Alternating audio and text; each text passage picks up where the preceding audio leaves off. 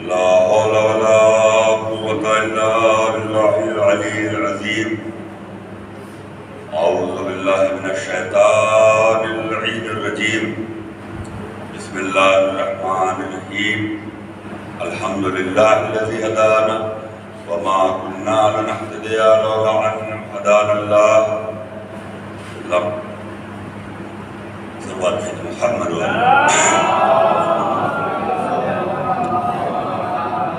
لقد جاءت رسول ربنا بالحق سيدنا وشفينا وهادي نبينا مولانا مولا الثقلين جد الحسن والحسين أبي القاسم محمد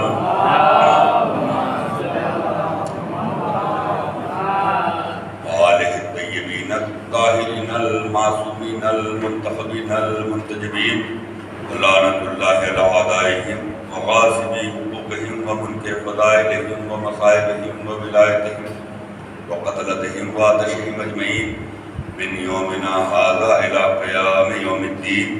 أما بعد فقد قال الله سبحانه تبارك في كتابه المبين وأصدق الصادقين وقوله الحق. بسم الله الرحمن الرحيم. والعصر إن الإنسان لفي خسر إلا الذين آمنوا وعملوا الصالحات وتواصوا بالحق وتواصوا بالصبر. صلوات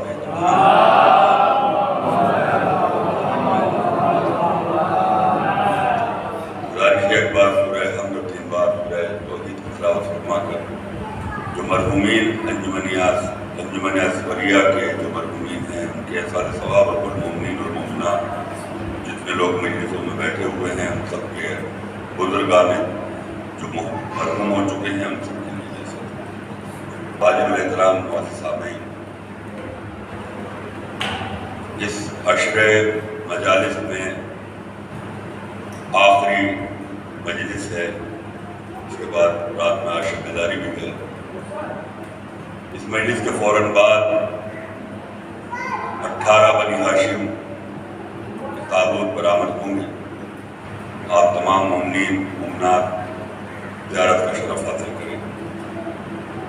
یہ بڑی بات ہے کہ آج اللہ نے شہزادی کی دعا اس طریقے سے قبول کی کہ جن کے جنازے نہ اٹھ پائے قیامت تک مومنین شبی ہی صحیح لیکن اسی انداز میں شبیوں کی برآمد کرتے ہیں، تابوت اٹھاتے ہیں کہ جیسے ابھی ہمارے امام جو ان کے چاہنے والوں کے جنازے نکلے۔ اس کا آج شہزادی کونین یقیناً آپ لوگوں کو دیں۔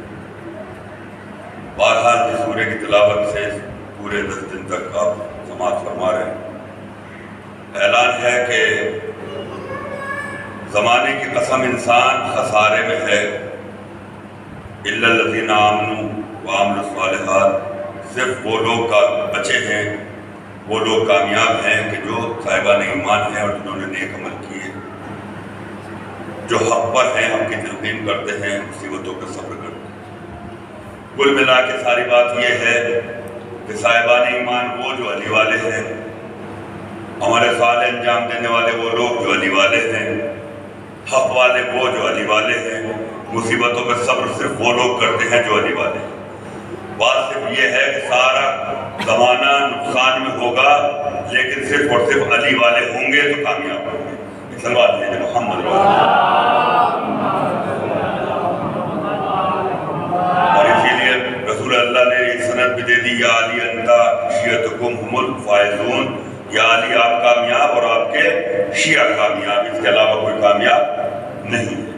یعنی اگر کامیاب ہونا ہے تو در علی پر ہی آنا ہوگا، علی کی محبت ہو تو کامیابی ہے، ولایت امیر المومنین کا اقرار کرنے والا ہو تو کامیابی ہے، اور ان اقرار کے ساتھ ساتھ اگر عمل صالح کرتا ہو تو کامیاب ہے۔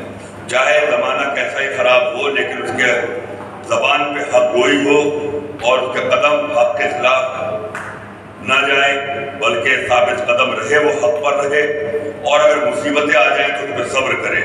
تو یہ صرف علی والوں کی دلیل ہے، اور علی والا ہوگا تو کبھی بھی نہ اس کے قدم ڈگمگائیں گے، نہ وہ دنیا کے اندر کوئی ایسا کام کرے گا کہ جو حق کے خلاف جاتا ہو، نہ اس کے عمل سے کوئی اندازہ لگا سکتا ہے، کیونکہ اس کے عمل اتنے بہترین ہوں گے کہ لوگ دور سے کہیں گے کہ یہ علی والے ہیں۔ صلوات آپ حضرات اور بھیجیں۔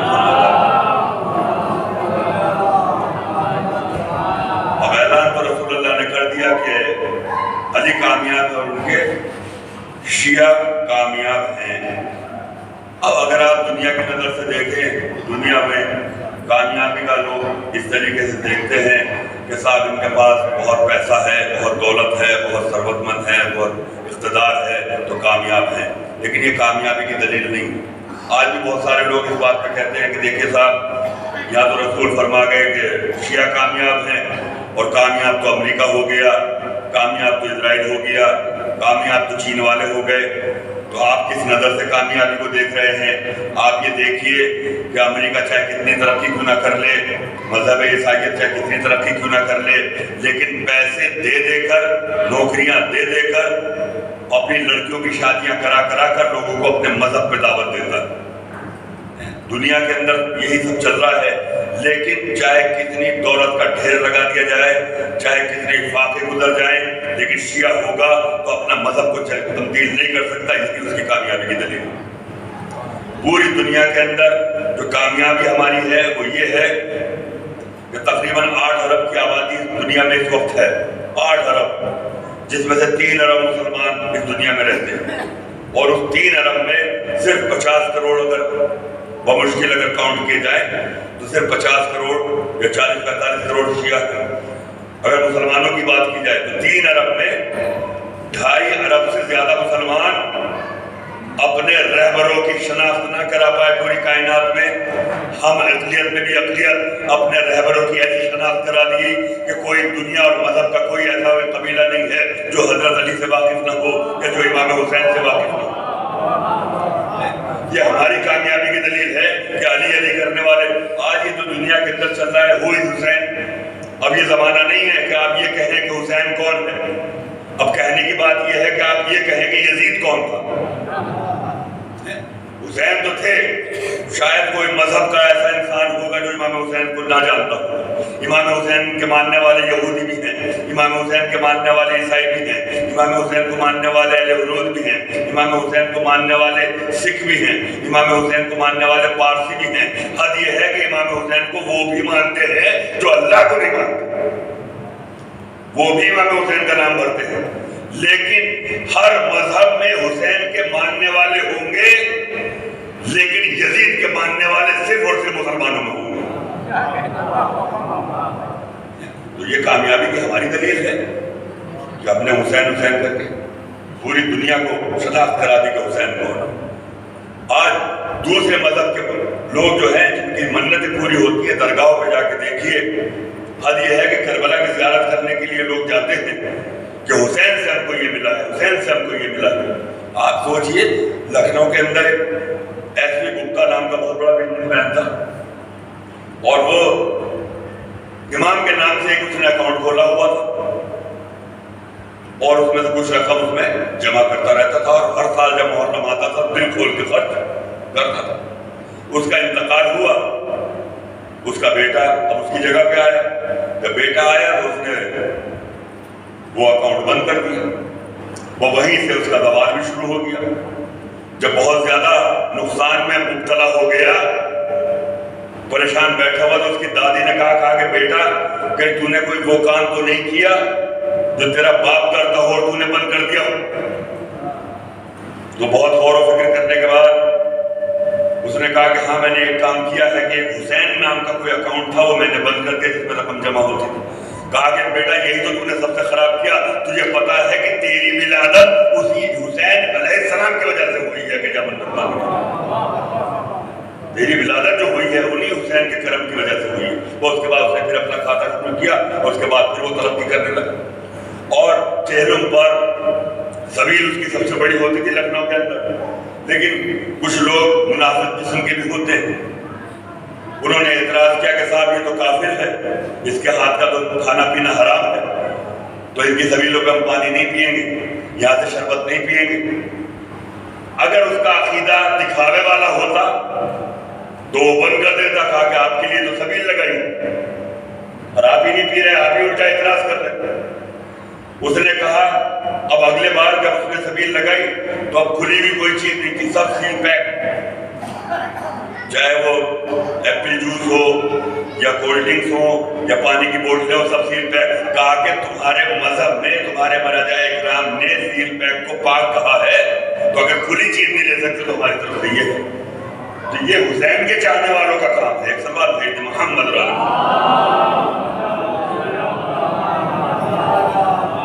ابھی تو زیادہ وقت نہیں ہے، ابھی موجود ہے ایک شخص دلی کے اندر، جس کا نام ایس کے مشرا وکیل ہے، اور وہ امام حسین سے اتنی محبت اور عقیدت رکھنے والا بندہ ہے کہ امامیہ ہال جو آپ دلی میں دیکھتے ہیں یہ دوسروں کے قبضے میں تھا۔ اس نے کئی سال تک ایک پیسہ بھی اپنی فیس لیے بغیر کئی سال تک مقدمہ لڑا اور امامیہ ہال خالی کرایا، جو آج شیعوں کے پاس بڑا سرمایہ ہے۔ تو وہ جو بھی شیعوں کا کوئی مقدمہ آتا ان سے پیسے ہی نہیں لیتا، کہا کہ بس امام حسین سے ہمارے لیے دعا کرتے رہنا، یہ میری فیس ہے۔ ایک ساتھ جو ہے دلی کے رہنے والے 25 سال 30 سال سے عراق میں رہتے تھے، کربلا میں۔ اب جب وہیں پہ ساری زندگی ان کی گزر گئی تو انہوں نے کہا کہ اب جو میری پراپرٹی دلی میں ہے اس کو میں فروخت کر دوں تو آ جاؤں وہاں پر، لیکن ان کی پراپرٹی پہ بھی دوسرے قابض تھے۔ وہ آئے دلی میں، کہا کہ بھائی اچھا کوئی وکیل بتائیے کہ جو میری پراپرٹی کو مجھے دلا دے۔ تو سب نے بے ساختہ ایک ہی زبان میں کہا کہ وہ مشرا وکیل جو ہے آپ ان سے ملاقات کیجیے۔ ان سے ملاقات ہوئی، کہا کہ یہ کام میں کرا دوں گا آپ کا۔ کہا کہ فیس میں اس وقت لوں گا جب آپ کا کام ہو جائے گا۔ اور انہوں نے مقدمہ لڑا، سال 1.5 سال کے اندر ان کی پوری ملکیت ان کے حوالے ہو گئی، وہ بک بھی گئی، پیسہ کیش ہو گیا، ان کے اکاؤنٹ میں پہنچ گیا، ان کا ٹکٹ بھی ہو گیا عراق واپس جانے کا۔ اب مشرا وکیل کا فون آتا ہے، کہا کہ آپ کہاں ہیں؟ کہا کہ میں ایئرپورٹ کے لیے نکل رہا ہوں۔ کہا کہ ٹھیک ہے آپ ایئرپورٹ پہ پہنچیے، میں بھی وہاں پہنچ رہا ہوں۔ ایئرپورٹ پہ پہنچے، لائیے میری فیس۔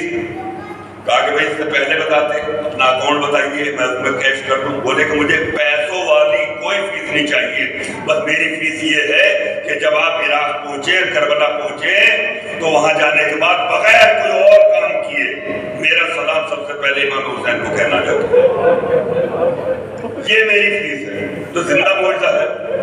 اور جب یہ حضرت وہاں پہنچے اور جا کے ذریعے امام حسین پر سلام کیا تو جو خدام ہیں، جو ابھی لکھنؤ بھی آئے تھے، امجد الکلابی جو وہاں امام حسین کی قبر کے بالکل مجاور ہیں، وہ باہر آئے اور ان سے ملاقات کی۔ کہا کہ آپ دلی سے آ رہے ہیں؟ کہا کہ ہاں میں دلی سے آ رہا ہوں۔ کہا کہ کوئی مشرا وکیل ہے آپ اس کو جانتے ہیں؟ کہا کوئی مشرا وکیل ہے آپ اس کو جانتے ہیں؟ کہا کہ ہاں مشرا وکیل کو تو میں جانتا ہوں، لیکن آپ کو کیسے پتا؟ کہا کہ کل شب میں مجھے بشارت ہوئی کہ امام حسین رسول اللہ کے ساتھ کھڑے ہوئے ہیں اور وہ اپنے چاہنے والوں کے مقام بتا رہے ہیں۔ کہا کہ یہاں پہ فلاں ہوں گے، یہاں پہ فلاں ہوں گے، اور یہ مقام مشرا وکیل کا۔ تو عزیزان محترم آپ مجھے بتائیے، کیا شیعت نے یا امام حسین صرف شیعوں کے امام تو نہیں ہے، عالمین کے امام بن کے آئے ہیں؟ اور یہ امام حسین علیہ السلام کا کرم ہے کہ جو آج جس کو ضمیر کہا جاتا ہے، یہ سبب ہے امام حسین علیہ السلام کی وجہ سے۔ ایک صلوات بھیجیں محمد علیہ۔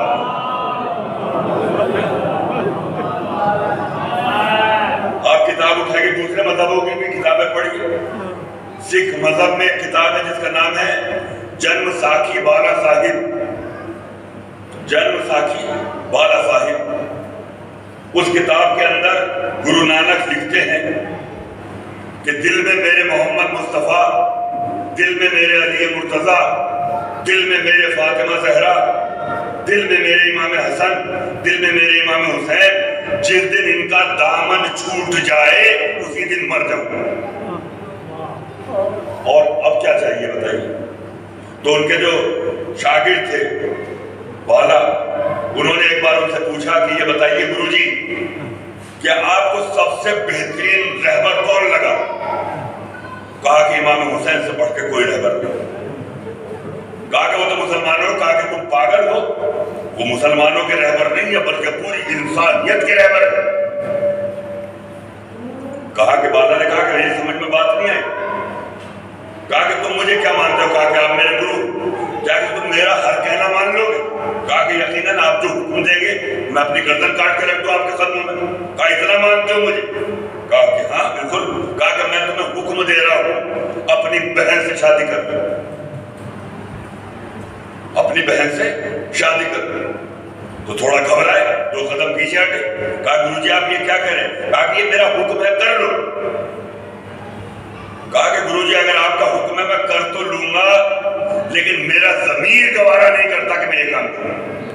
کہا کہ اسی ضمیر کا نام تو حسین ہے جو تم کو برائی کرنے سے روکتا ہے۔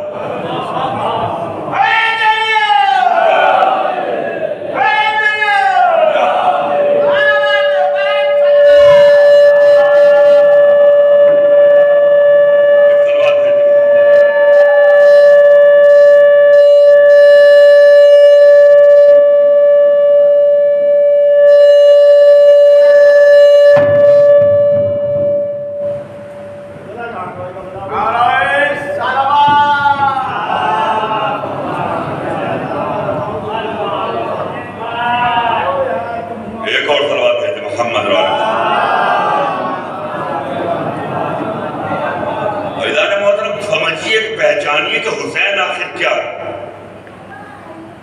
کوئی ہندو یا یہودی یا عیسائی ہو گیا جو حسینی بزم میں آیا حسینی ہو گیا۔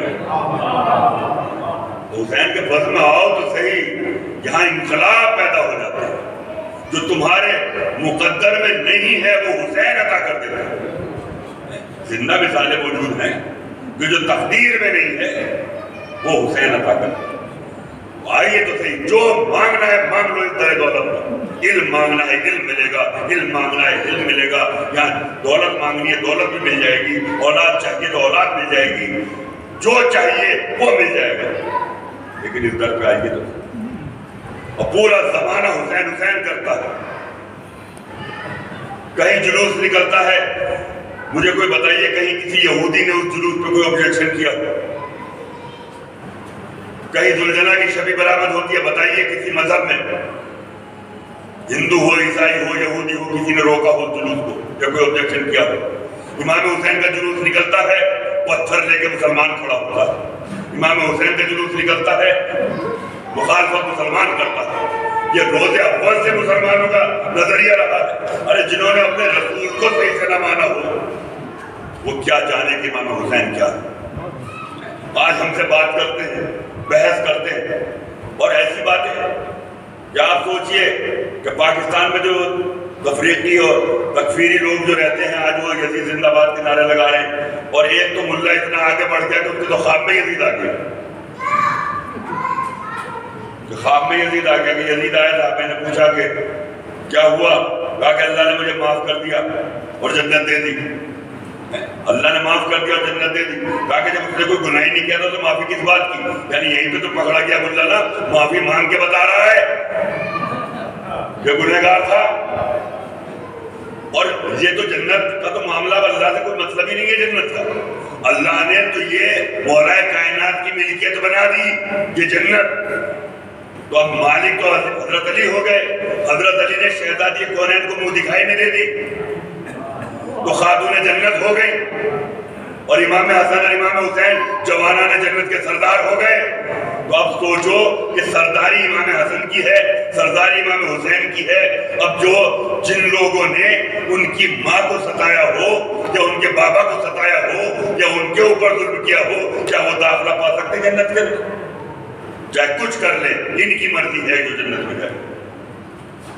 شہزادی کی تو دعا ہے کہ میں جب تک خود جنت میں نہ جاؤں گی، جب تک میرے لال کا ایک ایک عزادار جنت میں نہ چلا جائے گا، ایک ایک عزادار۔ سوال اور محمد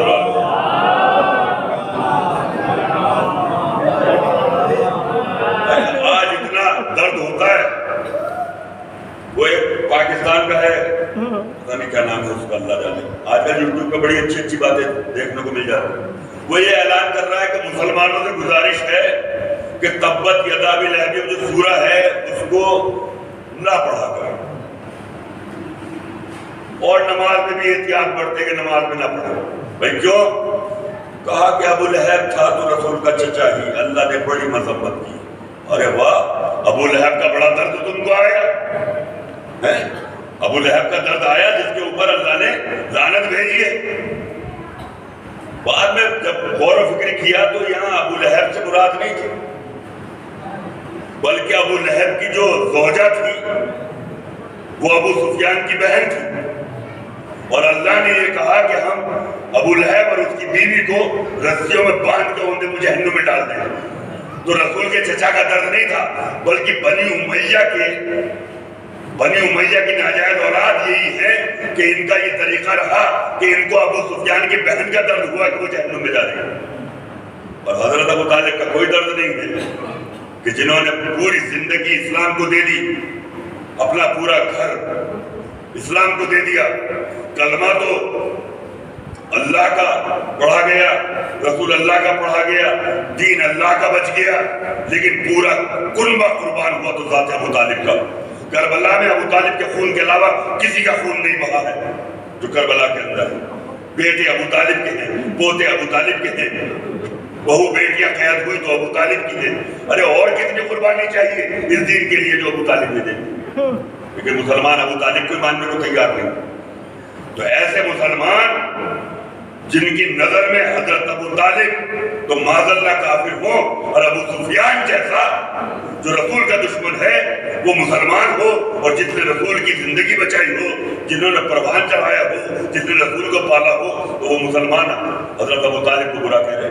اعلان محترم بالکل نہیں ہے، یا تو دو اور دو چار کی بات ہے کہ بس اللہ والا وہ جو اہل بیت والا ہوگا، اور اہل بیت والا ہی صحیح معنوں میں رسول والا بھی ہوگا۔ ایک صلوات بھیج دے محمد پر۔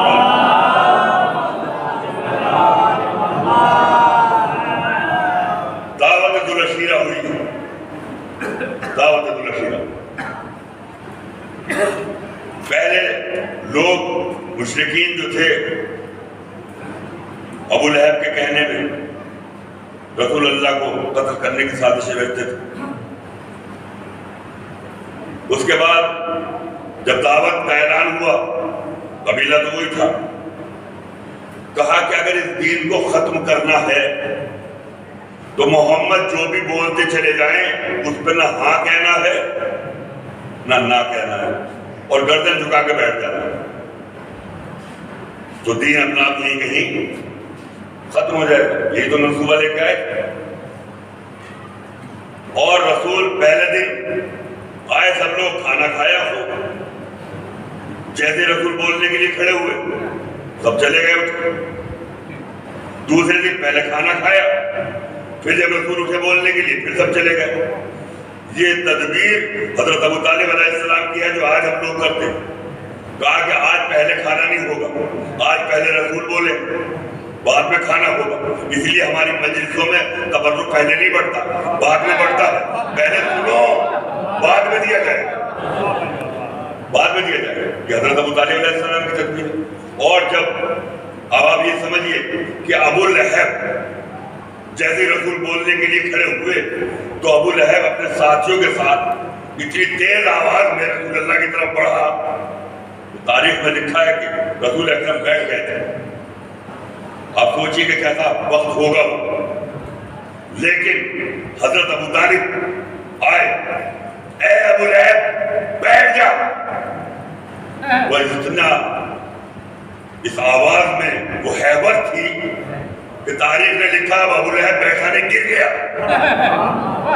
ہیبت ابو طالب سے گر گیا۔ اور اس کے بعد حضرت ابو طالب نے کہا یا سیدی، یا مولائی، اے محمد، اب جو آپ کو کہنا وہ کہیے۔ اب یہ جو لفظ استعمال کیا یا سیدی، اور رسول نے کہنا شروع کیا۔ اب ان کا منصوبہ یہ تھا کہ اگر ایسی کوئی بات ہو جائے تو نہ ہاں کہنا ہے نہ کہنا ہے، سب گردن جھکا کے بیٹھ گئے۔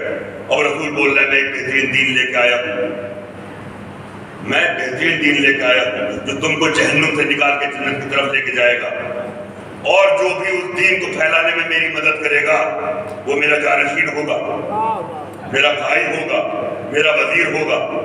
سب خاموش بیٹھے کہ کچھ نہیں بولنا، چاہے کتنے ہی رسول منصب بانٹے کوئی نہیں بولے گا کیونکہ دین ہی ختم ہو جائے گا۔ اب یہ حضرت علی سے بغض ہوا تو اسی وجہ سے جب سب خاموش تھے تو علی کھڑے ہو گئے۔ کہ بغض ہوا یہ کہ ہمارے سارے منصوبے پر علی نے پانی پھیر دیا. اگر علی بھی خاموش بیٹھ جاتے تو یہ دین ہی ختم ہو جاتا. اور 9 برس کے 10 برس کے مولا کائنات کھڑے ہوئے اور کہا کہ انا ناصر یا رسول اللہ، یا محمد کہہ کے نہیں بلایا بلکہ رسالت کی بھی گواہی دے دی اور نصرت کا وعدہ بھی کر دیا. تو یعنی اب ان کے جتنے بھی منصوبے تھے ان پہ پانی پھر گیا. کہا کہ علی نے اس دین کو آگے بڑھا دیا تو اب رسول اللہ کی جو دشمنی تھی وہ حضرت علی تک پہنچ گئی. اب رسول نے تو دعوت العشیرہ بھی وعدہ کر لیا تھا کہ جو دین میں میری مدد کرے گا وہ میرا جانشین ہوگا. تو اب الگ سے جانشین کی تو ضرورت ہی نہیں تھی. اب کوئی اگر یہ جھوٹی روایت لا کے بتا دے کہ علی نے کون سے موقع پہ رسول کو تنہا چھوڑا. ہر محال میں مولا کائنات لڑتے ہوئے نظر آئے. آج آپ کرتے ہو جنگ بدر کی بات ہم سے کرتے ہیں. کہا کہ صاحب آپ لوگ جو ہیں 72 شہداؤں کا ذکر کرتے رہتے ہیں، کبھی کبھی 313 بدر والوں کا بھی ذکر کیا کریں. یہ کہا جاتا ہے کہ آپ اپنی مجلسوں میں ان 313 اصحاب رسول جو بدر میں لڑ رہے تھے ان کا بھی ذکر کیا کریں. 72 کا ہی ذکر کرتے ہیں. ہم کہتے ہیں کہ کہاں وہ 72 اور کہاں وہ 313، کوئی تقابل ہی نہیں. بالکل میں مصائب نہیں پڑھ رہا ہوں لیکن آپ سمجھیں اس بات کو کہ وہ 313 کیا تھے اور یہ 72 کیا تھے. وہ 313 کے مقابلے میں 1000 کی فوج، ان 313 کے مقابلے پہ صرف 1000 کی فوج تھی بدر میں، اور 72 کے مقابلے میں لاکھوں کی فوج. وہ 313 پانی سے بھی سیر تھے، کھانا بھی کھائے ہوئے تھے، یا 3 دن کے بھوکے پیاسے تھے. کوئی تقابل ہے؟ پھر یہ 313 کو رسول اللہ نے ایک شجر کے نیچے روکا جس کو اور بیعت کا حکم دیا کہ سب لوگ آؤ میرے ہاتھ پہ بیعت کرو اس بات پر کہ کوئی بھاگے گا نہیں. جس کو بیعت رضوان بھی کہا جاتا ہے، بیعت شجر بھی کہا جاتا ہے کہ ایک شجر کے نیچے. یعنی بدر میں رسول اپنے اصحاب سے بیعت لے رہے ہیں کہ کوئی بھاگے گا نہیں، اور کربلا میں حسین گردنوں سے بیعت اٹھا رہے ہیں جس کو جانا چلا جائے. ہے کوئی مقابلہ بتائیے ان 313 کا ان 72 کے ساتھ؟ یہاں پہ بیعت گردنوں سے اٹھائی جا رہی ہے، وہاں بیعت دی جا رہی ہے. اس کے بعد وہ لوگ کہتے ہیں کہ یا رسول اللہ ہمارے قدم ڈگمگا رہے ہیں، آپ دعا کریے اللہ سے کہ وہ فرشتوں کی مدد بھیج. وہاں دعا کر کے فرشتوں کی مدد بلائی جا رہی ہے. یا امام حسین کہہ رہے ہیں تمہاری مدد نہیں چاہیے، فرشتوں تمہاری مدد نہیں چاہیے، انبیاء تمہاری مدد نہیں چاہیے، جنات آئے تمہاری مدد نہیں چاہیے، جانور آئے تمہاری مدد نہیں چاہیے. یہاں مدد نہیں لی جا رہی، یہاں مدد بلائی جا رہی ہے. کیسے تقابل ہو جائے گا بدر والوں کا؟ اور بدر کا بڑا درد ہے. حضرت علی سے جو بغض ہے کہ بدر میں بڑے بڑے پہلوان قتل ہوئے، اور یہ جو چولہ بدر کے مسلمان ہوئے یہ وہی بدر کے یہودی تھے. اسی لیے یزید نے اپنے پورے خاندان کا شجرہ اٹھا دیا کہ امام حسین کو قتل کرنے کے بعد اس کا یہ اعلان کہ آج میں نے بدر کے مقتولین کا بدلہ لے لیا. اس کا مطلب یہ مسلمان نہیں تھا، وہی یہودی تھا. میدان محترم ایسی مذہب تھوڑی ہے. اور آپ کہتے ہیں کہ صاحب کیا ہو جاتا اگر امام حسین بیعت کر لیتے یزید کی، اتنا خون خرابہ بچ جاتا. ارے بیعت کسے کہتے ہیں؟ امام حسین نے جو جواب دیا یزید کو، یہ کہا انا ابن ابی، میں اپنے باپ کا بیٹا، مجھ جیسا تجھ جیسے کی بیعت نہیں کرتا. اس کا مطلب یہ ہے کہ جو مولا علی پہ یہ الزام لگایا گیا کہ 6 مہینے کے بعد بیعت کر لی تھی، امام حسین نے اس سے بھی نقاب اتار دیا کہ میں اپنے باپ کا بیٹا ہوں. اور لوگ جو پھر یہ تاریخ میں لکھتے ہیں کہ امام نے اس لیے بیعت نہیں کی صاحب کہ یزید شرابی تھا، یزید جواری تھا، یزید میں یہ عیب تھے. آپ مجھے انصاف سے بتائیے اگر یزید شراب نہ پیتا ہوتا، جوا نہ کھیلتا ہوتا تو کیا امام حسین بیعت کر لیتے؟ آپ بتائیے. وہ شریف زادہ ہوتا تو کیا امام حسین بیعت کر؟ امام حسین سے بیعت مانگنا ہی حرام. امام حسین سے بیعت مانگ کے مسلمان نہیں بچتا ہے، پھر کافر نہیں بچتا ہے. اور جو لوگ حضرت علی سے بیعت مانگ رہے تھے انہوں نے بھی اسلام ختم کر دیا تھا اسی وقت جس دن حضرت علی سے بیعت مانگ رہے ہیں۔ بیعت کسے کہتے ہیں؟ بیعت کے معنی ہے اپنے آپ کو بیچ دینا۔ آپ زمین خریدتے ہیں، بیع نامہ، زمین کا بیع نامہ ہوتا ہے، رجسٹری بیع نامہ بیع کا مطلب بیچنا، بیچا نامہ ہے، تحریر ہے، وہ سند ہے جو آپ نے پراپرٹی بیچی، بیع نامہ ہے۔ تو بیعت کا مطلب خود کو بیچ دینا، اور بیچتا کون ہے؟ نفس۔ بیعت جو کرتا ہے کسی کے ہاتھ سے ہاتھ ملاتا ہے وہ نفس کرتا ہے۔ اب حضرت علی سے جو بیعت مانگ رہے ہیں ان کو یہ معلوم ہی نہیں کہ حضرت علی کا نفس شب ہجرت اللہ نے خریدا ہے، یہ نفس اللہ ہو گیا، موبائل نام نفس رسول اللہ ہو گیا۔ اب حضرت علی سے جو بیعت مانگ رہا ہے وہ علی سے نہیں بلکہ اللہ سے بیعت مانگ رہا ہے، رسول اللہ سے بیعت مانگ رہا ہے، جو بالکل کفر ہو گیا ہے۔ ایک سلوات بھیج دے محمد آپ جو بھی لکھتے چلے جائیے صاحب، انہوں نے ان کو پھر مان لیا تھا، پھر ان کے پیچھے نماز بھی پڑھی کئی بار۔ حضرت علی نے نماز پڑھی، نماز کی شرط کیا ہے؟ پہلی شرط کیا ہے؟ مولانا بیٹھے ہوئے، جو پیش نماز ہے اس کی پہلی شرط ہے کہ مرد ہو۔ نماز پڑھانے والے کی پہلی شرط ہے کہ وہ مرد ہو۔ بتاؤ ہزاروں لاکھوں اصحاب میں سے رسول اللہ نے کس کو مرد کہا؟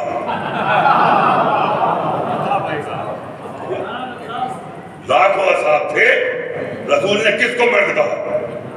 کسی کو تو نہیں کہا۔ آدمی ہونا اور بات، مرد ہونا اور بات، کہ کل علم اس کو دوں گا جو مرد ہوگا۔ جس کا مطلب جتنے بھی لوگ تھے وہ سب غیر مرد تھے، تو مرد کے ہوتے ہوئے کوئی غیر مرد نماز پڑھائے اور مرد اس کے پیچھے پڑھ لے تو شریعت ہی ختم ہو جائے گی، شریعت ہی ختم ہو جائے گی۔ اور اس کے بعد بھی آپ دیکھ لیجیے جو تقسیم ہوتی ہے وراثت کی، مرد کا دوہرا حصہ ہوتا ہے، مرد کا دوہرا حصہ، عورت کا ایک حصہ۔ تو خیبر کی جنگ کے بعد جب مال غنیمت بٹا تو علی کا دوہرا حصہ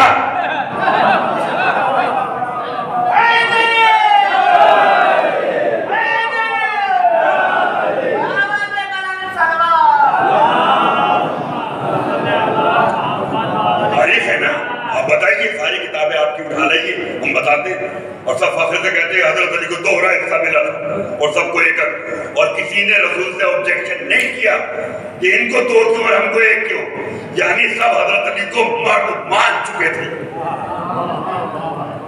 یہ مرد اور مولا کائنات فرماتے ہیں کہ مرد کی کم سے کم اتنی ہمت ہونی چاہیے، کم سے کم یہ ایک سانپ کو مار دے۔ اگر سانپ کے مارنے کی بھی ہمت نہیں ہے تو وہ مرد نہیں۔ ایک سانپ کو بھی اگر مارنے کی طاقت نہیں رکھتا تو وہ مرد نہیں ہے۔ اس لیے پیدا ہوتے ہی چلہ ارتر کو چیر کے بتایا کہ مرد آ گیا۔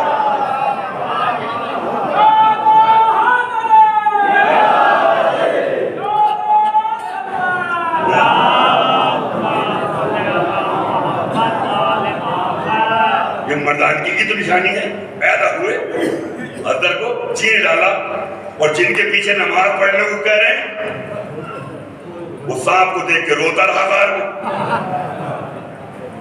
یہ میں کوئی ایسی باتیں نہیں کر رہا ہوں، یہ چٹکلے باتیں نہیں ہے، بلکہ تاریخ کے آئینے ہیں، تاریخ کے آئینے ہیں۔ اگر حضرت علی ایکسیپٹ کر لیتے تو پھر دین ہی ختم ہو جاتا۔ حضرت علی نے صبر کر لیا ان مصیبتوں، لیکن روحانی جو حکومت تھی مولا کائنات کی، کوئی بھی مسئلہ بغیر علی کے حل نہیں ہوا۔ اور جبکہ وہ بڑے بڑے لوگ یہ کہتے ہوئے نظر آئے پروردگار ہمیں اس دن زندہ نہ رکھنا کہ کوئی فیصلے کے لیے علی نہ ہو، یہ ان کی دعا، یا میں ہلاک ہو جاتا اگر علی نہ ہو۔ وہ ہلاک تم کو نہیں، دیکھیں یہاں پہ بھی دعا مانگی تو ہلاکت کی، شہادت کی نہیں۔ کیونکہ جو ہلاکت ہے وہ جہنم میں جانے والی ہے، جو شہادت ہے وہ زندہ رہنے والی ہے۔ اور ہم لوگ تو ہلاک نہیں ہوتے، شہید ہیں۔ اور یہ اہل بیت کی محبت کا اتنا بڑا تمغہ ہم کو ملا ہے کہ ہم اپنے گھر کے اندر بستر مرگ پہ مر جائیں۔ رسول فرماتے ہیں من مات علی حب آل محمد مات شہیدا۔ جو اہل بیت کی محبت میں دنیا سے جا رہا ہے وہ شہید جا رہا ہے۔ یہ پورے 6-7 حدیثیں ہیں، ٹکڑے ہیں اس کے، اس میں کہیں رسول اللہ نے نہ نماز کا ذکر کیا، نہ روزے کا ذکر کیا، نہ حج کا ذکر کیا، نہ زکوٰۃ کا ذکر کیا، اور کسی چیز کا ذکر نہیں کیا، بلکہ کہتے ہیں من مات علی حب آل محمد مات مغفورا، پہلے وہ بخشا جائے گا پھر اس دنیا سے جائے گا اگر اہل بیت میں محبت۔ من مات علی حب آل محمد مات طیبا، پہلے اس کی توبہ قبول ہوگی پھر وہ دنیا سے رخصت ہوگا۔ اور اس کے بعد کافروں کے لیے بتایا کہ کافر کون؟ کہا کہ من ماتا علی بغض آل محمد ماتا کفرا، اور جو ان کے بغض میں دنیا سے جا رہا ہے وہ کافر مر رہا ہے۔ چاہے کتنی نمازیں پڑھ لے، چاہے کتنے روزے رکھ لے، چاہے کتنے حج کر لے، کچھ کر لے، لیکن وہ اگر ان سے بغض رکھ کے دنیا سے جا رہا ہے تو کافر جا رہا ہے۔ صلوات بھیجیں محمد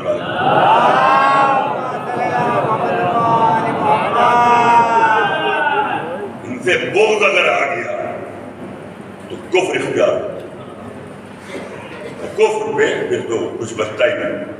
اسی لیے بس یہ جو جنت بنی تھی اللہ نے پہلے جنت ہی بنائی تھی، اللہ نے جہنم خلق نہیں کی، اللہ نے جہنم خلق نہیں کی تھی۔ آپ سوچو کہ وہ پروردگار، وہ رب العالمین جس نے اتنا بہترین شاہکار انسان کو خلق کیا، کیا کوئی ایسا دنیا میں ہے کہ جو اپنی ہی بنائی ہوئی چیز کو آگ میں جلا دے؟ نہیں، جہنم انسانوں نے خلق کرائی ہے، اللہ سے جہنم کو انسانوں نے خلق کرایا ہے، کیونکہ جب رسول معراج پہ پہنچے تو اللہ نے 2 لفظوں میں یہی بات کی، اگر پوری دنیا علی کی محبت پر اکٹھا ہو جاتی تو میں جہنم خلق نہ کرتا۔ علی کی عداوت نے جہنم کو خلق کرایا، علی کے بغض نے جہنم کو خلق کرایا۔ اور یہ جو مومن ہوگا، اگر بھائی معصوم تو ہے نہیں، ہم نے آ رہا کوئی نہ کوئی خطائیں ہر کسی سے ہو جاتی، لیکن اگر ولایت ہے دل میں تو اللہ اس کو اتنی مہلت دیتا ہے کہ اس کا کفارہ دنیا میں ادا ہو جائے۔ یا تو اس کو ایسی بیماری دے دے گا کہ کچھ دنوں وہ بستر مرگ پہ بیماری سے تکلیف میں رہے گا، اس کا بیماریوں کا کفارہ ہو۔ لوگوں نے کہا کہ اگر یہ بیماری نہ ہو تو کہا کہ یا تو شوہر زوجہ کے لیے ظالم ہوگا اور وہ اس کے ظلم برداشت کرتے ہوئے صبر کرے گی تو یہ کفارہ ہوگا، یا کوئی شوہر ایسا ہو کہ جس کی زوجہ اس کو ظلم کرتی ہو۔ کہا کہ اگر میاں بیوی میں محبت بھی ہو تو کہا کہ اس کا پڑوسی خراب مل جائے گا، جس کی دنیا روز بھر کی مصیبتیں اس کو اتنا تنگ کر دے گی کہ یہ اس کے جو مسائل ہیں جو وہ برداشت کرتا ہے یہ اس کا کفارہ ہو جائے گا۔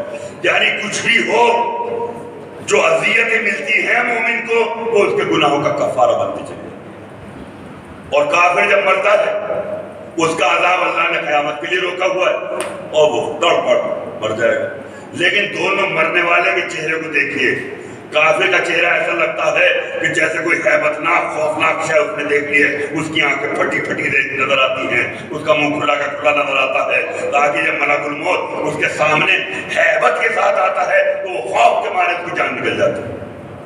لیکن جب مومن دنیا سے جاتا ہے تو اس کے لبوں پہ مسکراہٹ ہوتی ہے، اس کے چہرے پہ اطمینان ہوتا ہے، اس کا مطلب یہ بخش دیا گیا اور اب یہ جا رہا ہے۔ ایک صلوات بھیجیں محمد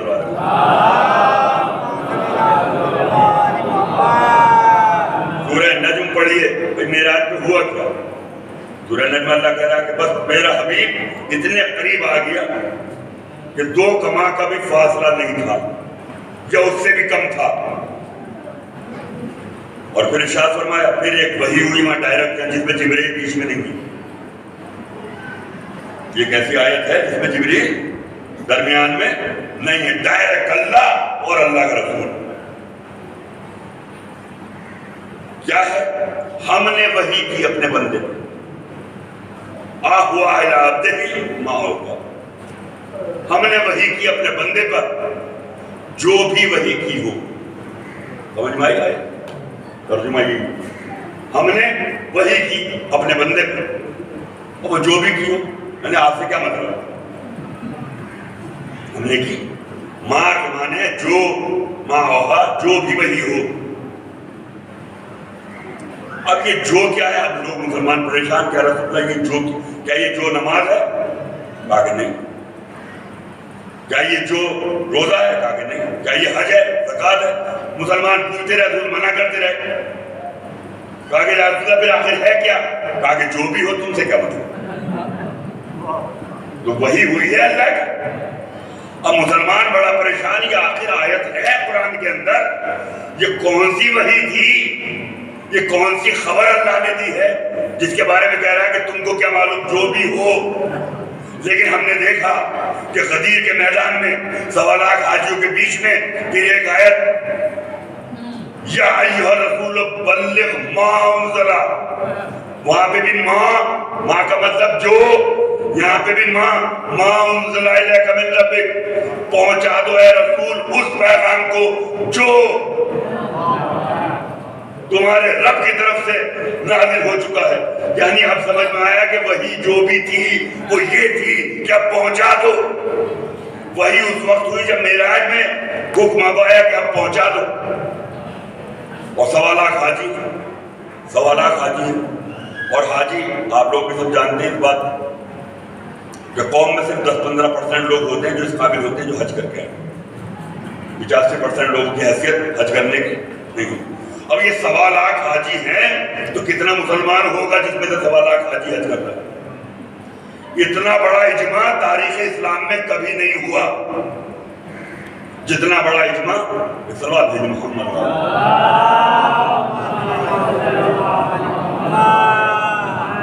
اتنا بڑا اجماع کبھی نہیں ہوا جتنا غدیر میں ہوا۔ حکم ہوا کہ جو آگے بڑھ گئے ان کو واپس بلایا، جو پیچھے رہ گئے ان کا انتظار کر رہا ہے، جو یہاں ہے وہ یہیں رک جائیں۔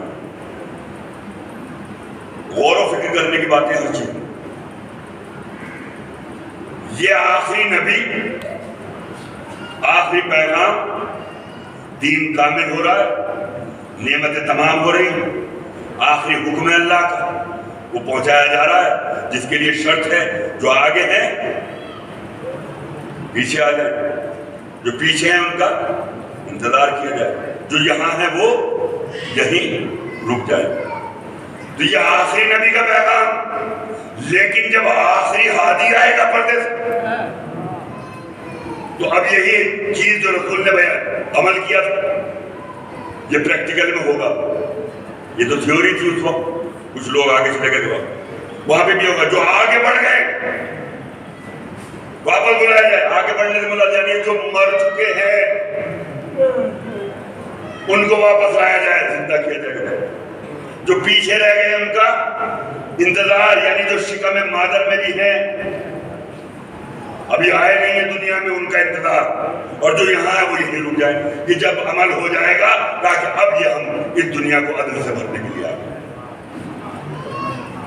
وہ رسول نے اعلان کر دیا، خیر سب لوگ آ گئے، کجاووں کا ممبر بن گیا۔ اگر رسول دعا کرتے تو عرش سے نور کا بہترین ممبر آ سکتا تھا، لیکن کجاووں کا ممبر بھی ایک حکمت والا تھا کہ بغیر کجاووں کو ملک میں کوئی بھاگ نہیں سکتا تھا، اس لیے ان کا ممبر بنا دیا تھا۔ اور رسول مولا کائنات کو لے کے چلے۔ آج ماشاءاللہ سے ہمارے نوجوان جم جاتے ہیں، تندرستی بناتے ہیں نا اپنی طاقت، حکمت ہے طاقت کی، چیلنج ہے اس بات کا کہ کتنے بڑا جوان ہو اور اپنے ہم عمر جوان کو یہاں سے پکڑ کر ایسے اٹھا کے دکھائے، نہیں اٹھا سکتا۔ یہاں سے ہاتھ لگا کے یوں بلند کرنا، وہ کندھے پہ اٹھا کے ڈال لینا یا اس سے دگنا وزن اٹھا لینا وہ اور بات ہے، لیکن کسی بھی جوان کو پسلیوں سے پکڑ کر اور یوں بلند کرنا یہ بڑی طاقت ہے۔ یہ طاقت اللہ کے رسول نے 63 برس کا رسول اور 33 برس کے یا 30 برس کے مولا کائنات ان کو اٹھا رہے ہیں، ہاتھوں کو بلند رکھ، اور اس طریقے سے اٹھایا حضرت علی کو رسول خدا نے کہ جیسے بہت بڑا شہنشاہ اپنا تاج اٹھا کر اپنے سر کی طرف لے کے آتا ہے، تاج اٹھا کر اپنے سر کی طرف لے کے آتا ہے، اور اتنا بلند کر دیا کہ رسول مولا کائنات کے پیچھے چھپ گئے، صرف امامت نظر آ رہی، رسالت چھپ گئی۔ اب اللہ قسم کھا رہا ہے والشمس وضحاها والقمر اذا تلاها، اس سورج کی قسم جو غروب ہو رہا ہے، اس چاند کی قسم جو طلوع ہو رہا ہے۔ رسالت آفتاب ہے، امامت مہتاب ہے۔ رسالت اب جہاں آفتاب رسالت غروب ہو رہا ہے، مہتاب امامت طلوع ہو رہا ہے، رسول چھپائے ہوئے پیچھے۔ مسلمانوں میں جھگڑا سورج پہ نہیں ہے، سورج پہ کوئی جھگڑا ہے؟ کتنی بجے نکلتا، کتنی بجے غروب ہو جاتا؟ مسلمانوں میں جھگڑا ہے تو صرف چاند پہ، 29 کا ہے کہ 30 کا، آج پہلی ہوگی کہ دوسری، یعنی جھگڑا ہمیشہ امامت میں رہا، رسالت پہ جھگڑا نہیں تھا۔ یہ سلوات بھیجتے محمد والے کو۔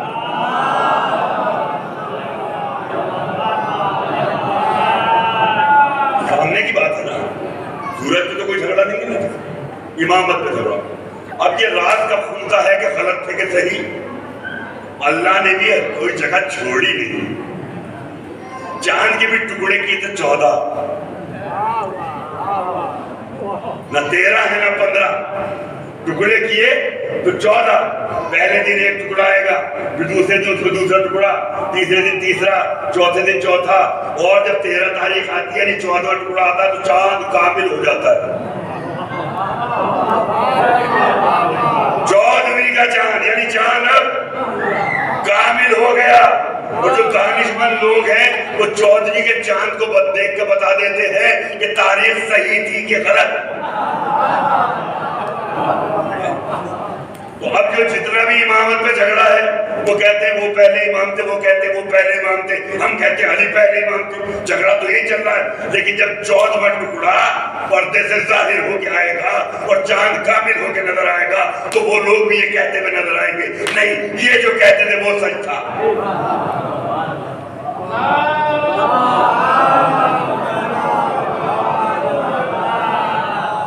چاند پہ ہی جھگڑا رہا، 14 ٹکڑے کیے اللہ نے، اور جب دنیا سے جانے کا وقت آیا تب بھی ایک ٹکڑا، اور آج بھی ایک ٹکڑا بڑھ جائے گا نمبر۔ بھئی رسول میں معراج کی بہت ساری باتیں بیان ہو چکی، جب رسول معراج پہ گئے یہ تو سب لوگوں کو معلوم تھا کہ زمین پہ آنے میں وقت لگا، معراج پہ جانے میں وقت نہیں لگا۔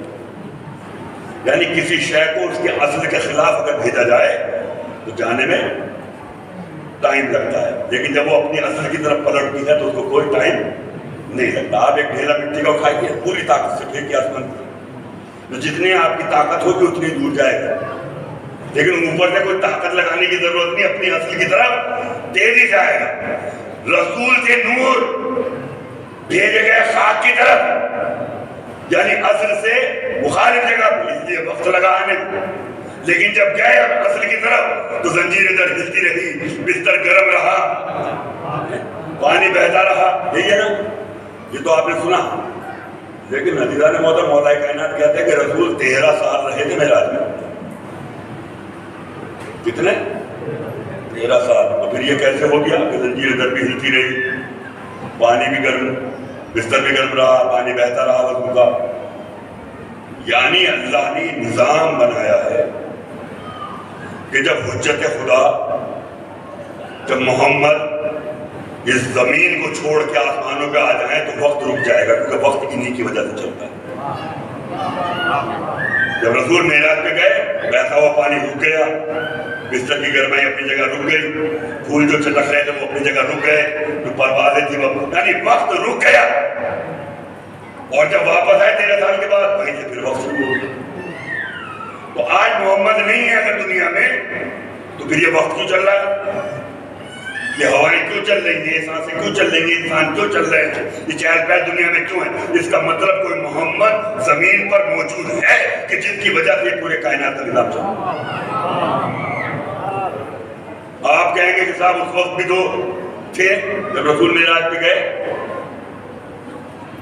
اس وہ بھی تو تھے مولا کائنات تھے جانشین، لیکن مولا کائنات میں تو دوسری منزلت میں وہاں پہنچے ہوئے تھے، تو اب زمین تو خالی تھی.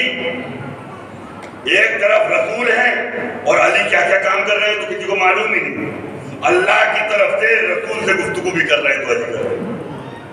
اللہ نے لہجہ علی کو اختیار کیا، مولا کائنات کے لہجے میں. وجہ اس کی یہ ہے کہ اپنے حبیب جو اللہ اپنے رسول سے محبت کرتا ہے وہ یہ جانتا ہے کہ میرا حبیب سب سے زیادہ علی سے محبت کرتا ہے، تو محبت کا تقاضا یہ ہے کہ جس سے وہ زیادہ محبت کرتا ہے اسی کے لہجے میں گفتگو کی جائے تو محبت کا مزہ کچھ اور ہو. یہ مولا کائنات کے لہجے میں گفتگو کیا جائے. یہ میرا کہتے 13 سال سلوات اور بھیج محمد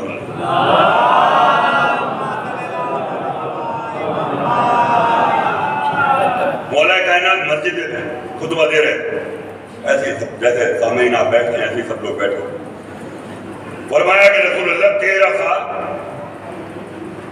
معراج پہ رہے. کسی نے کوئی کھڑے ہو کے کوئی objection نہیں کیا، لیکن ایک شخص نے بھری مجلس میں خیال کیا کہ علی میں کیا بولتے ہیں. 13 سال کوئی رہ کے آئے اور زنجیر بھی ہلتی رہ جائے اور پانی بھی بہتا رہے اور گرمائی بھی رہے. بولا نہیں، صرف سوچا اور اس مجلس سے اٹھ کے اپنے گھر چلا گیا. اب جو گھر پہنچا تو اس کی زوجہ گھر میں کام کر رہی تھی، کھانا وانا بنانے کی تیاری. اس نے کہا کہ یہ مٹکا لو، سامنے دریا سے پانی لاؤ کرو. دور چاہے کوئی بھی ہو، اگر زوجہ اس انداز میں کہتے تو پھر اچھے اچھے پانی بھرتے نظر آتے ہیں، اچھے اچھے. کہا کہ جائیے مٹکا اٹھائیے پانی بھر کے لگی. بیچارے نے مٹکا اٹھایا، گیا دریا پہ، مٹکا بھر کے رکھا. گرمی ہو رہی تھی، دل چاہا بولے کہ ایک تو غوطہ بھی لگا دریا پہ آئے. اب جو غوطہ لگایا اب دریا سے نکلا نہیں، نکلی. دریا سے اب نکلی. اب جو نکلی تو سامنے دیکھا تو اپنا گھر بھی نظر نہیں آ رہا، شہری اجنبی. اب بیچاری کیا کرے، راستے پہ ادھر ادھر گھوم رہی، بھٹک رہی. ایک بیچارہ کوئی انسان مل گیا. کہا کہ اے محترمہ تم کون ہو؟ اب کیا بتائیں کون ہو. کہا کہ میں پردیسی ہوں، راستہ بھٹک گئی. کہا کہ یہاں پہ بڑے ظالم لوگ رہتے ہیں، تم ایسا کرو ہمارے گھر چلو. جلدی بیچاری کیا کرتی، گھر پہنچ گئی. گھر جانے کے بعد 3 دن جب ہو گئے، کہا کہ اب محلے والے میرے اوپر انگلی اٹھا رہے ہیں، یہ کون عورت ہے، یا تو تم چلی جاؤ یا میرے ضبط کر لو، یا تو چلی جاؤ یا ضبط کر لو. اب بیچاری کیا کرتی، کہا کہ ٹھیک ہے بسم اللہ آپ نکل گئے. اب تو 5 بچے پیدا ہوئے. جب وقت پورا 13 سال کا عرصہ گزر گیا، جب پورے 13 سال گزر گئے تو اس وقت تو زوجہ نے کہا تھا پانی بھر کے لاؤ، آج شوہر نے کہا کہ تم وہاں دریا سے پانی لاؤ. وہ مٹکا اٹھا کے چلی، مٹکا بھرا، دل چاہا پھر غوطہ لگائے. اب جو غوطہ لگا کے اب نکلی نہیں، اب نکلا.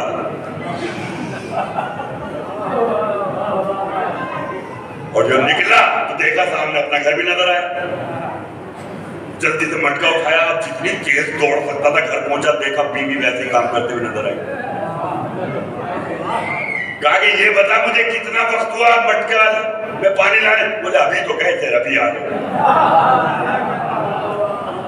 ابھی تو گئے تھے ابھی آ گئے. کہا کہ اگر تو سچ بول رہی ہے تو علی ابھی بھی مسجد میں خطبہ دے رہے ہوں.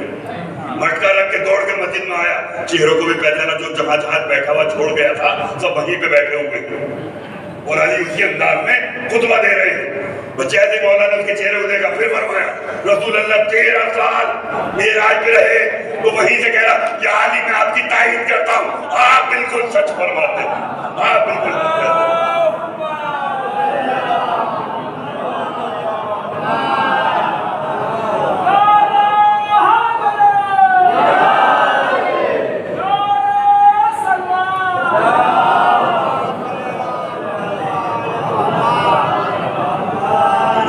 ولایت اسی کو کہتے ہیں کہہ دے وہ ہو جائے، حکم دینے کی ضرورت نہیں۔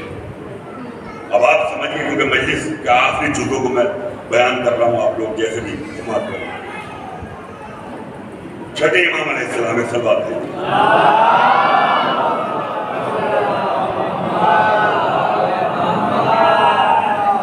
سائل نے سوال کیا، مولا ایک بات بتا کہ حضرت علی کا نام لینے کا ثواب کیا ہے؟ حضرت علی کا نام لینے کا ثواب کیا ہے؟ امام نے فرمایا، میں صادق ہوں۔ کون؟ میں صادق اپنی اس زبان سے 16,000 بار قرآن کی تلاوت کروں۔ کتنی؟ 16,000۔ معصوم کی زبان ہے، ہماری اور آپ کی گنہگار زبان نہیں، جس میں شک ہے کہ صحیح پڑھا کہ غلط پڑھا۔ معصوم جو ناطق قرآن ہے، ان کی زبان سے پڑھا ہوا قرآن بالکل ویسا ہی ہے کہ جیسا ہے نازل۔ کہا کہ میں صادق اپنی زبان سے 16,000 بار قرآن مجید کی تلاوت کروں اور اس کا ثواب ایک پڑھنے میں رکھا جائے، اور میں اپنے جد امیر المومنین حضرت علی کا ایک بار نام دوں اور اس کا ثواب دوسرے پڑھنے میں رکھا جائے تو پڑھنا برابر ہو جائے۔ آپ سمجھ رہے ہیں کتنا ثواب ہوا؟ ایک بار حضرت علی کا نام لینا 16,000 ختم قرآن کی برابر ہے۔ اسی لیے رسول اللہ یہ تاکید کر کے گئے، زینا مجالسکم بذکر علی بن ابی طالب، اپنی مجلسوں کو علی کے ذکر سے زینت دو۔ علی کا ذکر، یہ مولا علی کا نام ہے۔ اب تسبیح لے کے بیٹھے، یہ قرآن قرآن قرآن کی تسبیح پڑھتے رہیے، کوئی عبادت نہیں ہے۔ نماز نماز نماز کی تسبیح پڑھتے رہیے، کوئی ثواب نہیں ہے۔ حج حج کی تسبیح پڑھتے رہیے، کوئی ثواب نہیں ہے۔ لیکن آپ تسبیح لے کے علی علی علی علی علی علی پڑھتے چلے جائیے، بلکہ ذکر علی ہی عبادت ہے۔ ایک صلوات بھیجیں محمد والا۔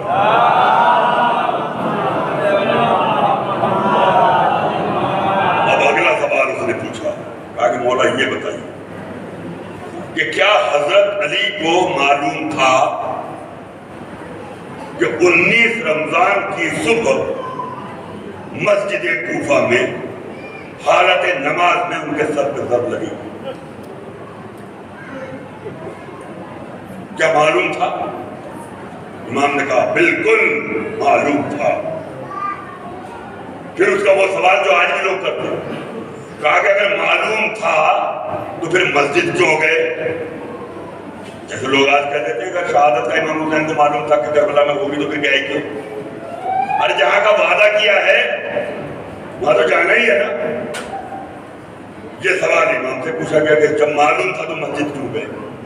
اب امام کا جو جواب ہے، کہا کہ ہم آل نبوت، جو نبوت کے چراغ ہیں، جو وارث ہیں علم رسول کے، ہم اللہ نے ہم کو یہ اختیار دیا ہے کہ ہم اپنی موت کا دن، وقت، مہینہ، سال خود معین کرتے ہیں کہ کب ہم کو واپس بارگاہ الہی میں جانا ہے۔ ایک فرشتہ مقرب آتا ہے اور آنے کے بعد کہتا ہے کہ یا علی، آپ کو اللہ نے سلام پہنچایا اور یہ کہا ہے کہ یا تو قیامت تک کی حکومت اور زندگی لے لو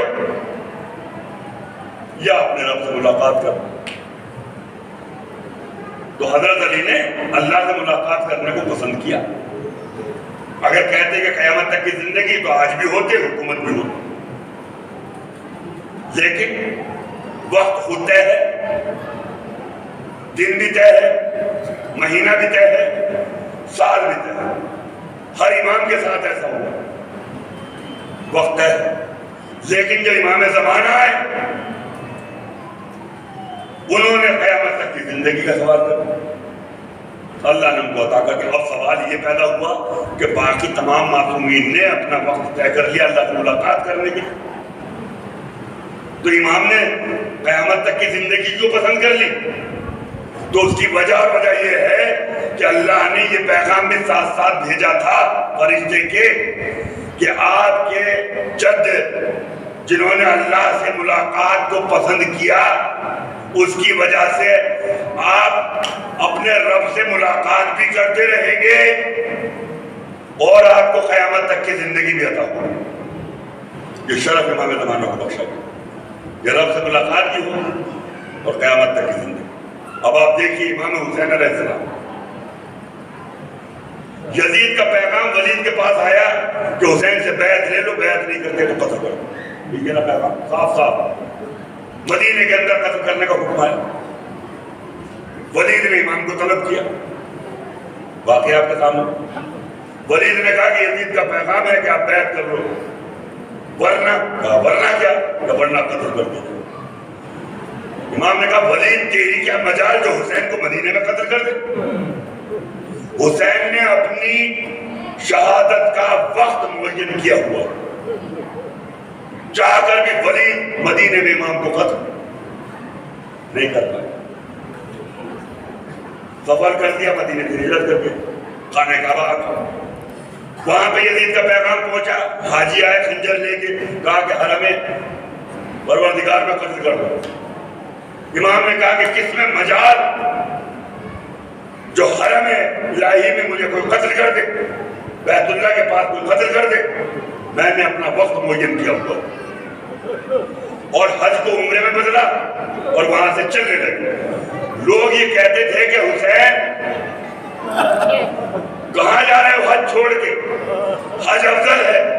خانہ کعبہ کی دیواروں سے آواز آئی، خانہ کعبہ کی دیواروں سے آواز آئی، سب نے سنا، تمام حاجیوں نے کہا کہ حسین شہادت مبارک ہو، شہادت افضل ہے، حج کر دے۔ مجال تھی کسی کی؟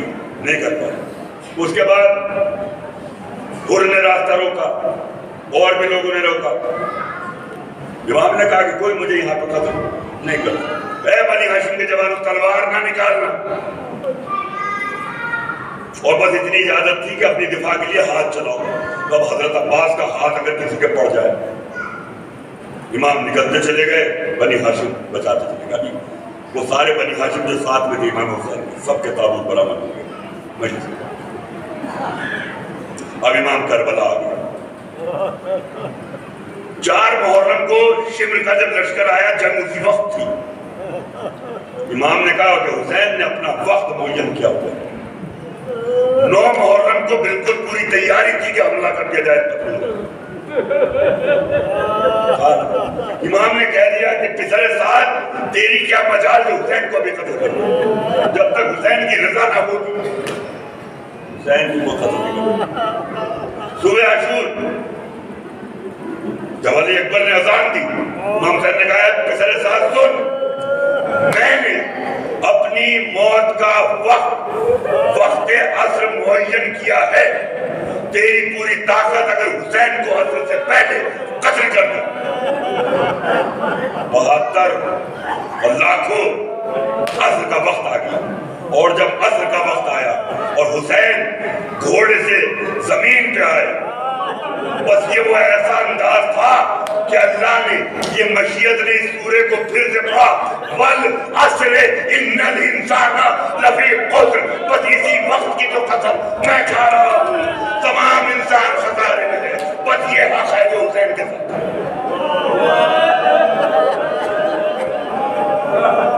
یہی وہ امتحان تھا، یہی وہ وقت عصر ہے جس کی اللہ قسم کھا رہا۔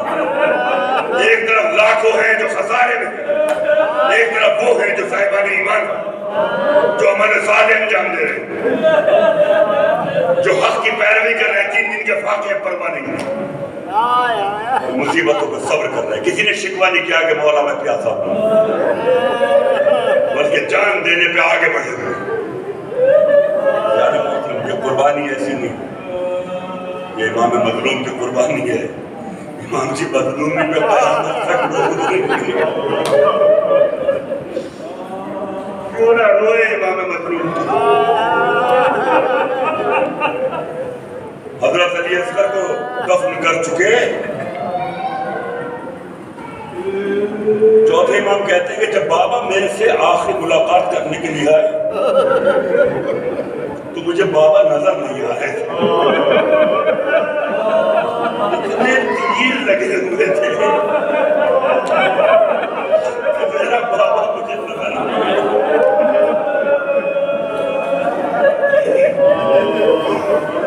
تکبیر امام فرما دے. لیکن عزیزوں کربلا میں بھی عجب نظارہ تھا. ہم نے دیکھا کہ جب رسول کا آخری وقت تھا تو رسول لیٹے ہوئے، مولا کائنات کھڑے ہوئے. جانے والا معصوم آنے والے معصوم کو وصیتیں کرتا ہے، جانے والا لیٹا ہوا ہوتا ہے، جس کو وصیتیں کی جاتی ہیں وہ کھڑا ہوتا ہے. مولا کائنات جب دنیا سے جا رہے ہیں تو لیٹے ہوئے ہیں.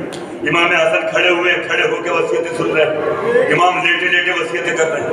امام حسن لیٹے ہوئے، جگر کے 72 ٹکڑے نکل چکے. اب آخری وقت امام حسین کھڑے ہوئے. جانے والا امام لیٹ کے وصیتیں کرتا، آنے والا امام کھڑے ہو کے وصیتیں سنتا. اب کربلا 11ویں امام تک ایسے ہوا، لیکن کربلا میں نظارہ الٹا. جانے والا امام کھڑے ہو کے وصیتیں کر رہا، آنے والا امام لیٹا لیٹا وصیتیں سن رہا.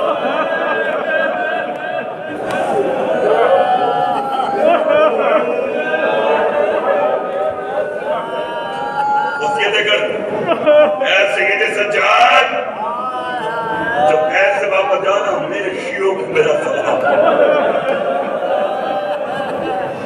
آپ کو سلامتی کی دعائیں امام نے دے دیں. آپ سب سلام کریں، میرے شیعوں کو میرا سلام کہہ دیں.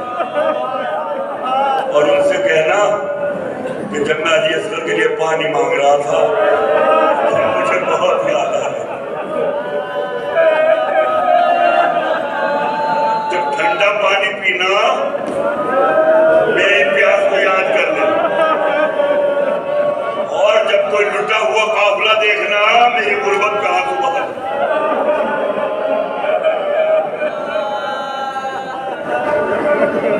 عزیزو امام مظلوم ہے، رخصت ہو رہی، لیکن رخصت سے پہلے امام نے زمین کربلا میں کھڑے ہو گئے. 2 بار استغاثے کا تاریخ میں دکھا. پہلی بار استغاثہ، اگر حجت خدا استغاثہ بلند کرتا ہے کہ ہے کوئی جو میری مدد کرے، اگر کائنات میں انسانوں میں سے کوئی بھی لبیک نہ کہے تو قیامت اسی وقت آ جائے گی.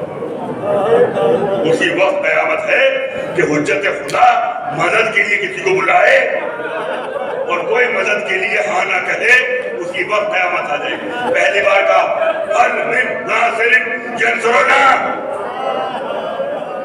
تو پہلی قیامت کو 6 ماہ کے بچے نے جھولے سے گرا کے روکا.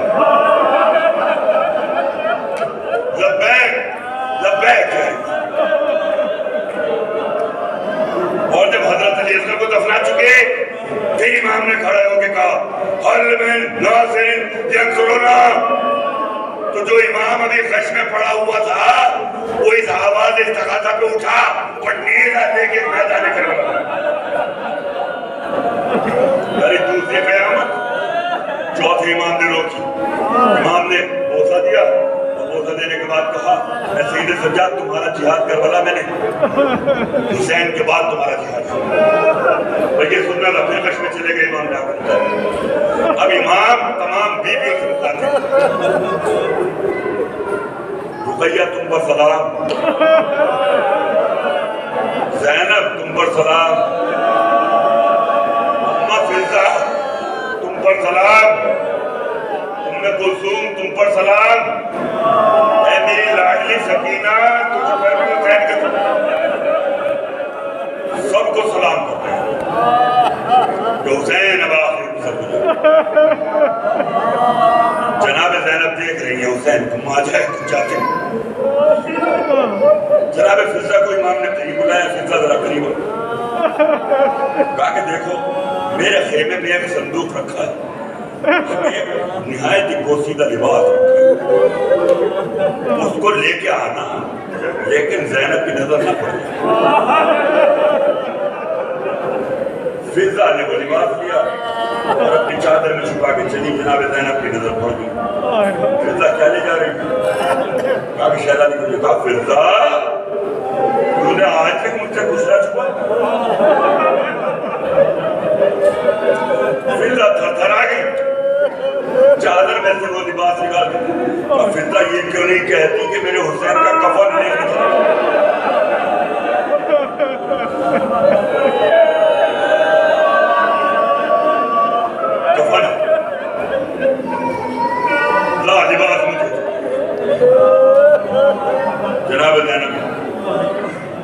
یہ لباس سب سے نیچے پہنا کہ قیمتی لباس پہلے کو اتار کے لے جائے تو لاش برہنہ نہ ہو، بوسیلہ چھوڑ کے سمجھ کے چھوڑ دو،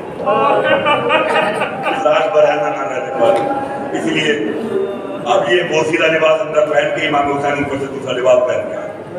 اب جناب زینب کہتی ہیں حسین میں تم کو اپنے ہاتھوں سے سجاتی ہوں، جا رہے ہو نا، میں تم کو سجاتی ہوں۔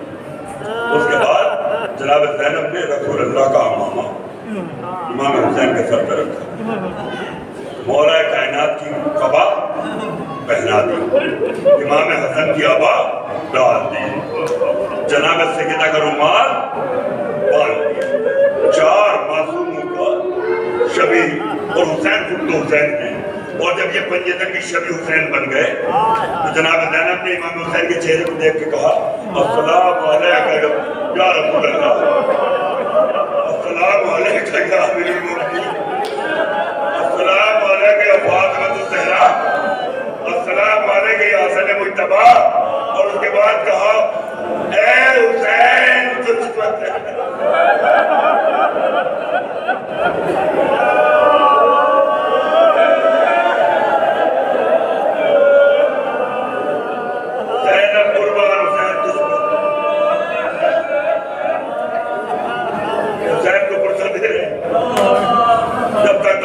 پڑھوں گا انشاءاللہ عزیزان محترم۔ لیکن جناب زینب نے کہا حسین ذرا ایک اکیلے خیمے میں آؤ میرے ساتھ، خیمے میں آئے، کہا کہ زینب، کہا کہ ذرا ابا گردن سے ہٹاؤ، امام نے ابا کے ہٹایا، جناب زینب نے بوسہ دیا، کہا کہ زینب یہ کیا؟ کہا کہ اماں کی وصیت تھی کہ زینب جب میرا حسین رخصت ہو میری طرف سے حسین کے گلے کو چوم لینا۔ امام نے کہا زینب نے وصیت پوری کر دیا، میری بھی بات رحمانوں کا کیا؟ کہا کہ شان اس سے چادر ہٹاؤ، چادر ہٹائی، امام نے بوسہ دیا، کہا کہ بھائی یہ کیا ہے؟ کہا کہ ولی اماں نے مجھے وصیت کی تھی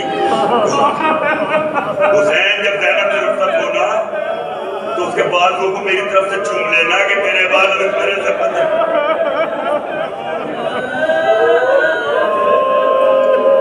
سب سے ودا ہوئے امام، تمہارا اللہ حافظ ہے، سب کو تسکین دی، بیووں کو تسکین دی۔ امام چلے گھوڑے پہ سوار، گلجنا سے کہا اے اسبا وفا اب حسین کو اس کی آخری منزل پہ پہنچا دو۔ جنبش دی لگام کو گھوڑا نہیں چلا، اشارہ کرتا، دیکھا کہ قدموں سے 4 برس کی بچی لپٹی، 4 برس کی بچی لپٹی، امام گھوڑے سے زمین کو اترے، جناب سکینہ کو لیا آگوش میں، کہا بابا آپ جا رہے ہیں؟ کہا کہ بیٹی میں کوشش کرتا ہوں پانی کی سبیل ہو۔ کہا کہ بابا یہ نہ کہیے، میں دیکھتی ہوں جو بھی صبح سے گیا ہے واپس نہیں آیا۔ کہا کہ بابا آپ کے سینے پہ سونے والی، آپ چلے جائیں گے تو میں کہاں ہوں؟ امام جو بولتے ہیں وہ مصلحت ہوتی ہے، دلاسا نہیں۔ کہا کہ سکینہ آج سے ترتیب بدل گئی، ابھی تک تم اپنے بابا کے سینے پہ سوتی تھی، آج سے تمہارا بھائی علی اصغر میرے سینے پہ سوئے۔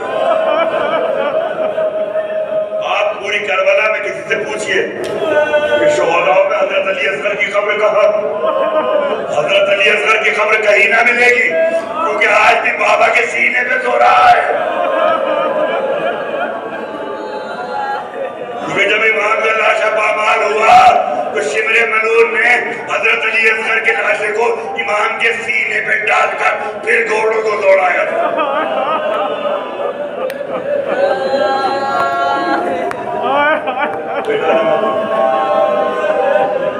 بچے نے کہا بابا ایک بار آخری بار مجھے سنا دی۔ زخموں سے چور امام جلتی ہوئی زمین کربلا پہ لیٹ گئے۔ اے سکینہ سینے پہ بچی لیٹ گئی۔ کہا کہ بابا آپ ایک بات بتائیے، کہا کہ آپ کہتے تھے کیا آپ نے مجھے نماز شب پڑھ پڑھ کے اللہ سے مانگا؟ کہا کہ ہاں میں نے نماز شب پڑھ پڑھ کے تجھے اللہ سے مانگا۔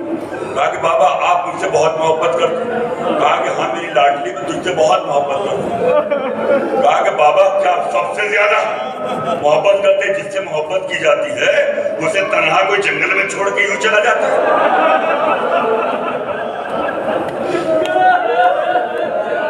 امام نے کہا سکینہ میں تم سے یقیناً بہت محبت کرتا ہوں، لیکن میں تم سے بھی زیادہ اپنے رب سے محبت کرتا ہوں۔ اور میرے پالنے والے نے مجھ سے کہا حسین اپنے رب سے عشق کرتے ہو کہ اپنی سکینہ سے؟ تو میں نے کہا تجھ سے، تو کہا کہ سکینہ کو چھوڑ کے آ جاؤ میری بارگاہ۔ تو اسی رب کے کہنے پہ میں جا رہا ہوں۔ بچی نے سنا، تھکی ہوئی پیاسی بچی تھی، سینہ ملا بابا کا، سو گئے۔ بیٹیوں کو باپ سے بڑی محبت ہوتی ہے، بچی بھی سو گئی۔ تھوڑی دیر میں بچی خود سے جاگی، کہا کہ بابا جائیے خدا۔ کہا کہ سکینہ میں اتنی جلدی کیوں بھیج رہی؟ کہا کہ ابھی میں سوئی، میں نے دیکھا کہ میری دادی فاطمہ زہرا بال کھولے ہوئے مختل میں کھڑی ہے اور کہہ رہی ہے سکینہ میرے حسین کو جلدی بھیجو، اس کے نانا ارے حوض کوثر کا جام لے کے کھڑے، میرا حسین بہت پیاسا ہے۔ جناب سکینہ کا بابا جائیے جام نوش فرمائیے، آپ بہت پیاسے ہیں لیکن یہ بھی بہت پیاسی ہے۔ امام رخصت ہوئے، ایک جہاد بھی کیا امام، 10 حملے کیے ہیں، 10,000 سے زیادہ ہر حملے میں قتل کیے امام، ایک جہاد کیا اور یہ کہہ کے کہنا کہ تم نے میرے علی اکبر کو مار ڈالا، تم نے میرے قاسم کو مار ڈالا، تم نے میرے عباس کو مار ڈالا، یہ کہتے جاتے حملے کرتے۔ لیکن جیسی آواز آئی حسین بس شجاعت کے جوہر دکھا چکا، اب صبر کے جوہر دکھا، بس اللہ کے سامنے یہ سر ہمیشہ جھکا ہے۔ امام نے رضا الہی کے لیے تلوار کو نیام میں رکھا، بھاگی ہوئی فوجیں پلٹی، کوئی تیر مار رہا ہے، کوئی پتھر مار رہا ہے، کوئی نیزے مار رہا ہے، امام ہے گر نہیں سکتے۔ ایک جگہ پہ جا کے ذوالجناح رک گیا، امام نے کہا اے ذوالجناح ایس پہ وفا تجھے کیسے پتا کہ تیرا سوار اس جگہ پہ شہید ہو؟ تجھے کیسے پتا؟ کہا کہ مولا کل شب میں آپ کی والدہ فاطمہ زہرا آئی تھی میرے پاس اور مجھے لے کے اس جگہ پر آئی، اپنے بالوں سے اس جگہ کو صاف کرتی تھی، روتی جاتی تھی اور کہتی تھی اے میرے لال کے گھوڑے میرا لال بہت زخمی ہوگا، بہت آہستہ میرے لال کو زین سے زمین پہ اتر۔ ذوالجناح نے گھٹنوں کو موڑ لیا، امام زین سے زمین پہ آئے، اور یہ سیدہ نے جن کو پالا 2 شہزادے امام حسن امام حسین، اور دونوں کا جنازہ یہ انداز ہے، امام حسن کے جنازے پہ تیر، امام حسین کا جنازہ تیروں پر۔ عزیزو بس امام کیسے ذبح ہوئے یہ ہم کو پتہ نہ چلتا، بس ایک آخری روایت میں بیان کر، امام تو شہید ہو گئے اور لباس لوگ لوٹ کے لے گئے۔ بیرنی تو یہ کہتے کہ ملبوس سے بدل لے گئے سب لوٹنے والے، ملبوس سے بدل لے گئے سب لوٹنے والے، زخموں سے مگر تیر کسی نے نہ نکالے، زخموں سے مگر تیر کسی نے نہ نکالے، ارے پیشانی اقدس پہ بھالے کڑے رہے، ارے اللہ یہ حال اس کا جسے فاطمہ پالے۔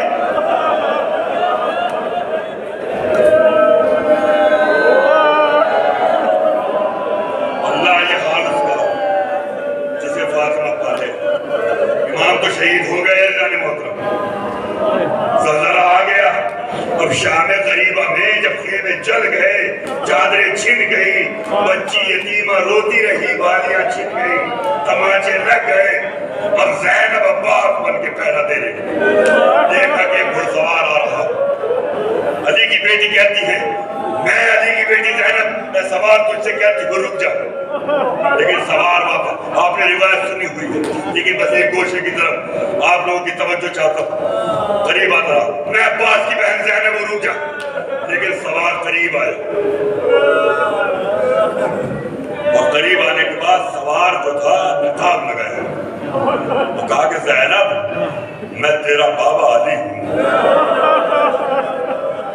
بس جناب زینب کا ایک سوال تھا، کہا کہ بابا آپ کی بیٹی بے ردا، بے مخنہ و چادر، آپ نقاب لگا کے کیوں ہے؟ آپ کے نقاب کیوں؟ کہا کہ زینب اگر میں نقاب اتار دوں تو برداشت نہ کر پائے۔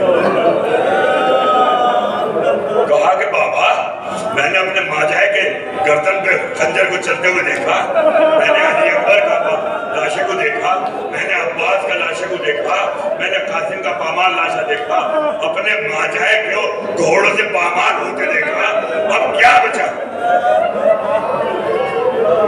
امام نے نقاب اتار کیا، اب جو نقاب اتری تو گلے پہ زخموں کے نشان۔